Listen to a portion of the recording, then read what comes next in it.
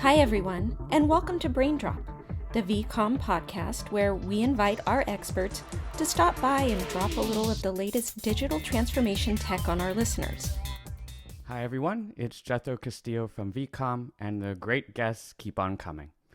Paul Connaker is the Executive Vice President of Revenue here at vCom and is beyond passionate at ensuring that no one settles for the status quo. He believes that every organization deserves a better way of managing their IT spend, and in this conversation, he highlights exactly what that way is. Enjoy. So, Paul, why don't you just start by introducing yourself, whatever comes to mind? Yeah, so my name is Paul Connaker, EVP of Revenue here at vCom. Been at vCom coming up on 15 years, 14 and a half years. I believe to my absolute core that vCom delivers value to our customers every single day. We provide software and services that are absolutely necessary for the customers to be able to manage their spend, IT spend effectively from procure to pay. I love our culture. I love everything about this place. And my only concern is that there's not more people taking full advantage of what we do and that they continue to work in the status quo because they don't know that there's a better way. And so when I wake up every morning, I'm motivated and challenged to make sure that at least every single one of our customers and any prospects that are engaging with us are aware that there's a better way to do things than the status quo. And you just said it twice, status quo. And that's kind of the phrase that, at least for me, I associate with you 100%. Anyone at vCom knows Paul is always status quo, status quo, status quo. What is the status quo? Well, let's go back a little bit to some conversations you and I've had first before we define the status quo. I think it's important to understand that at vCom, we don't compete against perfection. We empower our customers to be better than the status quo. We compete against the status quo. And customers can't continue to choose to be negligent to decide to live in the status quo because it's not working for them. We see it every single day. I ran business development for the last 2 years. Every prospect I engage with, they have problems that exist in the status quo that they cannot solve on their own without a platform and without subject matter experts to help take that data or take that information and turn it into action. So, to your question, what is the status quo? I'm pretty passionate about it. I think it's a disaster. I think it's a recipe for failure. I think anyone who's choosing to live in the status quo from an IT spend management perspective, whether that's somebody in IT, that's somebody in finance, that's somebody in procurement, or it's a CEO, CIO, CFO, C-level individual, is choosing to take on pain and problems that they don't have to. And how that exists for us, it exists across a myriad of places. It can be something from I'm looking to make a digital transformation. I'm looking to go from an on-premise to the cloud, but I've never done it before. I don't know how to do it, and I'm going to choose to try to take that on my own. Or I'm negotiating my first enterprise agreement with a major SaaS provider, and I haven't done that prior, and I don't have the skill set to do it. I'm processing 50, 100, 250 invoices a month with no visibility into what those are. I'm waiting on hold with a provider because my services are out and I don't have the data or the information that they need to adequately assist me. I'm trying to install a service without a project manager, without visibility, without understanding what needs to happen at test and turn up.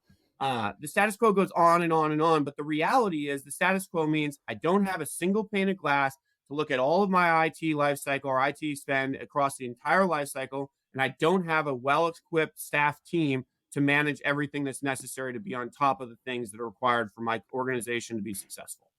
You said you've been working for vCom for 15 years. Why do you think the status quo has lasted for as long as it has in the information technology sort of sector? That's a great question. I think you can kind of address it three ways. One, the traditional providers aren't well enough equipped to fix their own problems, and they're not incentivized to fix their problems as long as the customer will continue to take on those challenges and deal with them and say that it's acceptable.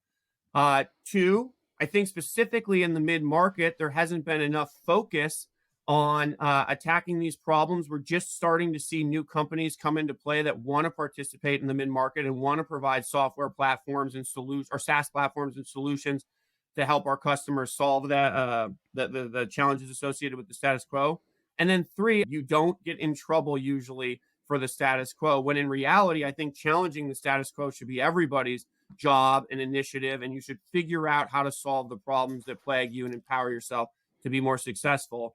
And then the final thing I think that I should have mentioned probably is there's more being asked of our IT departments across the board than ever before. I call it IT heroics, but IT wasn't responsible for managing SaaS deployments. They're now getting from on-premise into the cloud. The technology requirements across an organization have scaled so significantly, and IT is at the center of all of those. And so the status quo is harder to address when you have more on your plate to address every single day, and it only increases the need for a partner or a platform to help you manage your environment.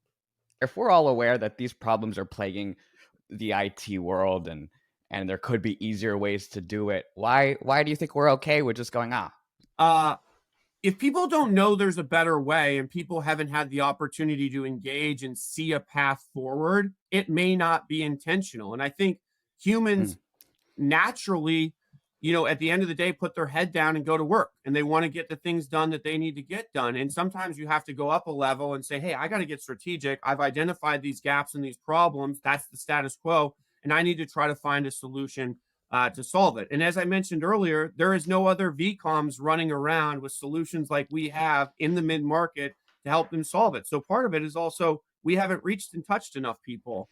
But I think it comes down to people are getting to work. They're trying to address the fires that are in front of them every single day. They're not elevating up and saying, I need to come up with a global, holistic solution. And they haven't been exposed to the opportunity to say, hey, there is a better way. This is what it is. And I'm going to go all in on it. you've briefly touched upon, the status quo of IT, and I think I'd love to kind of jump in deeper into what that is, but maybe the best way to go about that is how does our company effectively go against the status quo? Yeah. Well, first, I'll say this, and I say it every time I meet with a new prospect. I believe vCom is the best way. I'm extremely biased. I'm emotionally invested here. I've spent a lot of my life buying into to what we do and how we approach it and how we differentiate ourselves from everybody else. I actually don't think there's anyone like us that is out there in the marketplace for the mid market. But I would say this to every single prospect: if not vCom, do something. And if that something isn't vCom, that's okay. That means I haven't done my job. I haven't educated you on the Nice. differentiators between how we go to market and how we believe it should be done versus the others. The worst thing you can do is do nothing, to accept the status quo and to continue. And if you want me to introduce you to the other players that are in the space, whether they're sub agents and agents that do planning and procurement really well, they're MSPs that do operations really well, or they're the TEMs that do expense management really well, I'm happy to do that. Do you think a significant part of our role is to educate? 100% our role. And let's start with education starts with curiosity. We have to inquire. We have to understand where our customers and our prospects are coming from and what they're facing on a daily basis. And oftentimes we go into environments knowing more about best practices or how to challenge the status quo than they do. We live in this world. We see it across 375 customers every single day. We know the path towards success. But education isn't necessarily about knowing everything. It's about reaching and understanding each other and creating common ground that can allow us to move forward. And that really starts with us asking questions that help the customer come to the conclusion that they're not comfortable with their status quo and they understand their pain points and the challenges. Or a lot of times I'd like to refer to them as opportunities for them to get better, to challenge the status quo, and to create a better environment for them personally and for their organizations. I remember Okay. your other question, by the way, Jethro. It was Nice. how does vCom address or challenge the status quo? And so, at our core, we believe there's 9 jobs to be done, and we've created a software platform, a SaaS platform, to help address those 9 jobs. And then we've created we've employed subject matter experts that can help our customers in every phase of the life cycle of an IT asset to do that. And so, if you think about it, just at the highest level, if you're going to start from absolute scratch, you have to design what you want. You got to source what you want. You got to contract what you want. You got to install what you want. You got to inventory what you want. You got to support that asset. You got to bill for it. You got to allocate for it. And then you got to be able to report back on all of it. And a customer does this every single day. An IT person, a finance person, a procurement person, a C-level person does this every single day, whether they realize it or not. But they're doing it today without a platform, without a single pane of glass for visibility across the entire life cycle, and without enough subject matter expertise to be able to manage it. And so in some aspects, they're flying blind without the data that they need, without the subject matter expertise that they need. And it's costing them money, both from hard costs and soft cost perspective. Okay, yeah. So you kind of listed out the 9 steps for, designing, developing, maintaining, managing an IT sort of environment. What is the current status quo to design a solution, source the solution, and then contract that said solution? Yeah, I mean, I'll give you kind of high level, and this is where I really start to geek out and where the kind of curiosity comes into play, because each customer has their own version of this, or each prospect has their own version of it. But ultimately, designing the solution, it's in-depth understanding, what am I trying to accomplish? What are the players that are at play that are out there? And making sure that we have total clarity on what it is that we're trying to design from this technology or this solution to empower the rest of our organization. And oftentimes in the status quo, the person responsible for designing it is doing it for the very first time. They're making a technology migration that they have never done before. And that means inherently they're fighting an uphill battle. They're learning on the fly. And so where we challenge the status quo is, I have a team of subject matter experts that have done it 2 days ago. They've done it 20 times this year for 30 other customers, whatever it might be, but have done this thing many times and have designed it. And then you get into the sourcing aspect. Well, that's who can play. Who are the players that are out there that that you should be talking to, and what are the nuances, or what are their differentiators, and how do those differentiators apply to the design that I've just created, to the requirements that I've just created? And again, for the status quo, that's them, employing Gartner and going and looking at the Magic Quadrant, calling all of their peers who have gone through this already and understanding who they've worked from and getting feedback with it. Maybe it's working with an agent that's really good at planning and procurement, but that's all that they do. And, in our world, it's get with your subject matter expert, follow our buyer's journey process, identify the players, use the feedback from all of our 375 customers on the engagements that they've had with these various providers, and then ensure that you pick the right provider. We like to call it outsourcing the heavy lifting. At the end of the day, the customer makes all the decisions. We do all the heavy lifting for them. Yeah. Spreadsheets. Yeah. I mean, the most common status quo that we compete against is a spreadsheet, whether it's to track the expenses, to track the invoices, to track the inventory that they have, to track the 1-800 numbers that they have to call into when something goes wrong, to track their account teams. The majority of the time when we run into a new prospect, somebody is managing that manually in a spreadsheet. And I'm here to say that's archaic. It's draconian. You should not be doing it.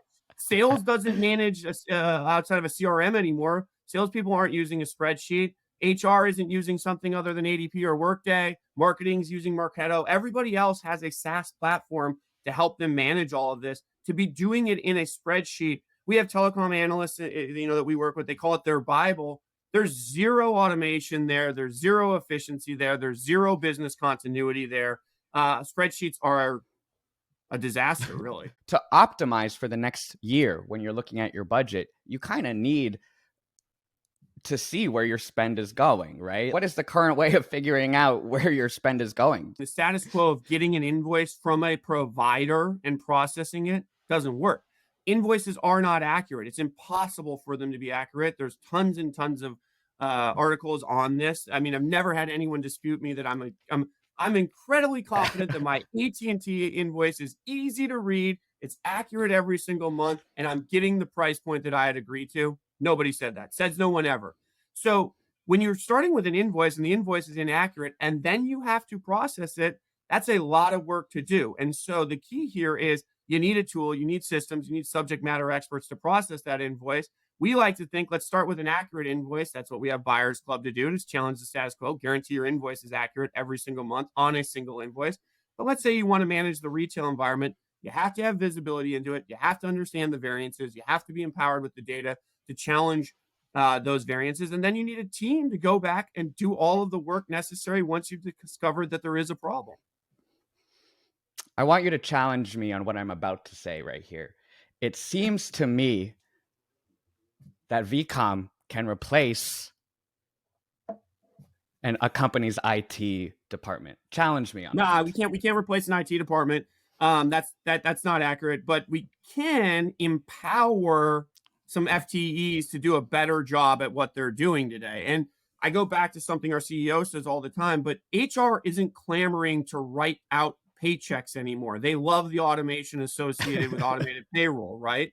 Why is an IT person hanging on to needing to update their manual spreadsheet, not having the tools and the team necessary to do their job successfully? There's no reason to do it. So we're not here to replace anybody. In fact, that's the opposite of what we're here to do. We're here to empower those people to do a better job and be more on top of their job every single day. And I'll go back to what I said earlier.